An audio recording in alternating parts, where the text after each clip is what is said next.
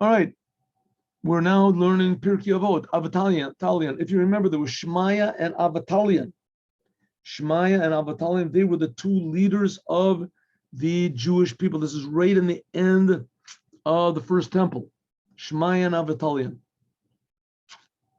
And we just learned what Shmaya said, that you should love work. Remember we said that yesterday? Let's have a look at this.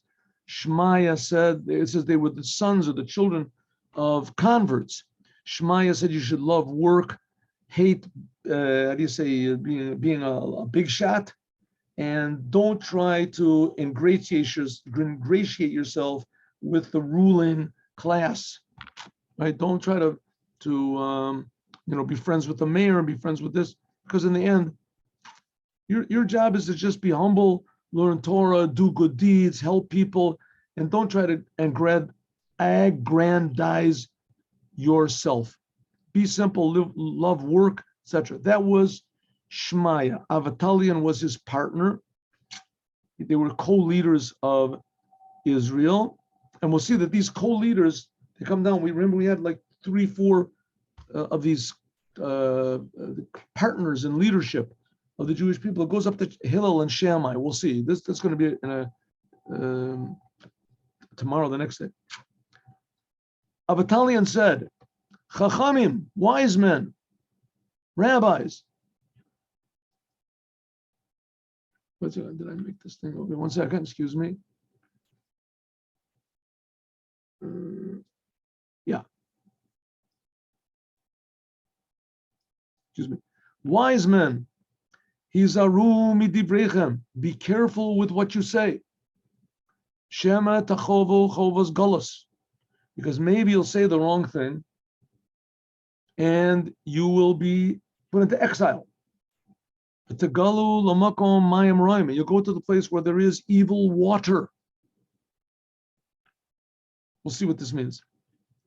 And the pupils that come after you will drink, and they will die.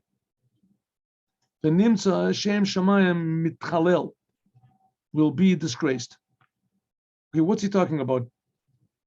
Once you raise up, you're supposed to learn Torah, you're supposed to teach the Torah. And you're supposed to learn a lot of Torah. And you're supposed to teach as much as you can. But the more Torah that you learn, so the more people rely on you, on every word. And you can't, a person that's just talking to his friends, so you can throw words around a little bit. You don't have to be that careful. But once a person gets up to a higher position, so every single word that he says, you have to be very careful. And sometimes people will hear things and they'll misinterpret what you say. If you're not clear, and the Rambam brings an example from Antigonus Isocho. Remember, he said that you should not be like servants that serve the master in order to receive reward, but you should be like servants serving the master not to receive rewards. And this Antigonus Isocho had 2 pupils. One was called Sadok and Betos. And they said, hey, did you hear what the rabbi said? That there's no reward. There's no reward. If there's no reward, then one said to the other, I always thought so, because in the Torah, like we said many times, it doesn't talk about going to heaven, it doesn't threaten burning in hell. So they said there's no such thing as heaven and hell. You have to work in the world and you get no reward. There are no rewards, no such reward. You live and you die, that's it. And when you're here, you do the commandments. You want to do something else, but why not do the commandments? That makes life interesting. And maybe God will punish you. Who knows? Maybe God will punish you. Could be. God will punish you if you don't, it'll zap you here in this world. You'll die early, you'll get sick, something like that. So you do Torah and the commandments like good luck charms. That's what they learned. Why? Because Antigonus Isocho, he would never have dreamed that people would come to such a weird conclusion from what his words were. But they did. So therefore, he says he has to be careful. What does it mean, the bad waters? Let's have a look at some of these explanations.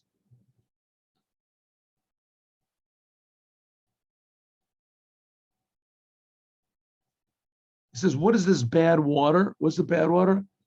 Kinoi, this is a nickname for minus. Minus means apostasy. Apostasy was very, very common in the world, apostasy. Like I say, there's How many religions are there in the world? I don't know. I have no idea how many religions there are. I read somewhere that there's like 200 different denominations of Christianity in America, and there's 40,000 in the whole world, different types. And all of them are idolatry, but it's different types of idolatry. That's called minus. And there's all these Eastern religions. They say there is no such thing as God, or there's different types of God. There's a lot of different gods, and there's some person is God, and then he's not exactly God. He's the Godhead. He's like the God. He's the Spirit of God. He's the ghost of God. He's the this of the God. And then there's some that say that the Torah is not true, and you don't have to do the commandments, and the Torah is for everybody. Anyway, there's a cornucopia of religions and beliefs that there are in the world. You have no idea. I was in Vietnam. My wife liked to travel. There was a whole, anyway, so we went to Vietnam, and we had this guide that took us around. So I told him, I was very clear with him. He spoke English, but not 100%. So I told him, listen, we don't want to go into any churches. We don't want to go into places of beliefs. We don't want to go into any mosques or temples or, places where they have statues of Buddha or something like that. So he said, oh, okay, no problem. So he said, here we have a meeting house. A meeting house. I said, the meeting house, this is a religious place. So I don't know what he was thinking about, but he said, no, it's not. So we went, it was all dark. I still remember it now. It was like, it was dark. Your eyes adjusted. All of a sudden, there's like this big, huge statue of a horse. The room wasn't that big. The room itself wasn't that big. I mean, it was, it was a nice, there was this big horse over there. And then there was like some other animal, a wolf or something like the wolf's head. I said, tell me, do they pray here? He said, oh, yes, certainly. They pray to these. I ran out of the place. Let's get out of here. And there's such a diverse number of religions, and all that's called minut. And all of it can be derived. They can justify it by saying the Torah says it's okay. And Omer, it says, Yishamu, that's what the Rambam says, you should keep away from this minut, from apostasy. Therefore, when you say the words of Torah, you have to be very careful that there shouldn't be any place that you can misunderstand what the words are, implying that you can worship something other than the creator of the universe. Because if there happened to be in the crowd people that wanted to deny God, so they can explain what you said according to their faith, right? Like I said, that's all Christianity is just based on that, right? Oh, the sentence says, because it says, the beginning God created the heavens and the earth. That shows on, the manger and whatever it is in Nazareth. They can play anything you want to, right? The pupils will come afterwards, and the pupils that are after you and listen to this, they will come and to use the Torah, to twist the Torah around in order to justify their faith. And in this, there's going to be a tremendous desecration of God's name. Everybody's going to want to say, oh yeah, well, that's what this guy said. That's what he said. Kasher, like it says in Antigonus, with Tzaduk and Besus. Okay, have a good time. Have a good day, my friends. God willing, 8:15 tomorrow morning, we'll meet again with Mashiach now.